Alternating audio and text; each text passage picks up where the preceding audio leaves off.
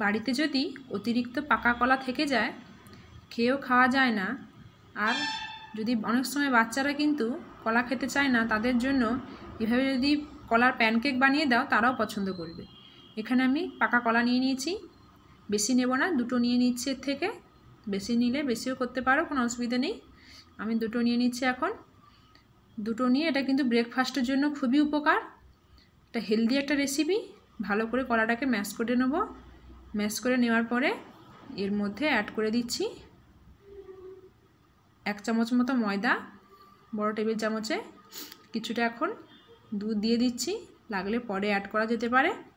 এখানে আমি চিনির বদলে গুড় নিয়েছি, আখের গুড়। বাচ্চাদের ক্ষেত্রে আখের গুড়টাই ভালো হবে, চিনি না দিয়ে। তো এই গুড়টাই দিলে দিতে পারো। আর অনেক বাচ্চারা বাদাম খেতেও পছন্দ করে না, এইভাবে কিন্তু বাদাম দিয়েও আর কিশমিশ দিয়ে করতে পারো। বাদাম কিশমিশ দিয়ে দিচ্ছি, দিয়ে এবার মিক্সিতে ভালো করে এটা ব্লেন্ড করে নেব। এখানে কিন্তু চাইলে কিন্তু ডিম দেওয়া যেতে পারে, এখানে আমি ডিম না দিয়েই করছি। দিয়ে ভালো করে ব্লেন্ড করে নেব। ব্লেন্ড করে নিয়েছি, দেখো এইরকমভাবে হয়েছে।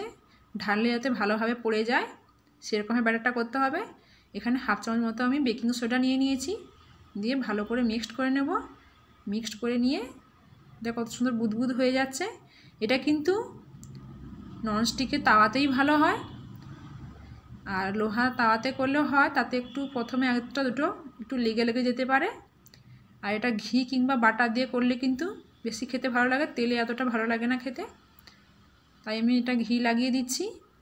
দিয়ে এবারে ব্যাটারটা দিয়ে দিচ্ছি, দেখো দিয়ে ভালো করে মিলিয়ে দেবো। দেওয়ার সঙ্গে সঙ্গে দেখো বুদবুদ উঠে আসছে সোডাটা দেওয়ার জন্য।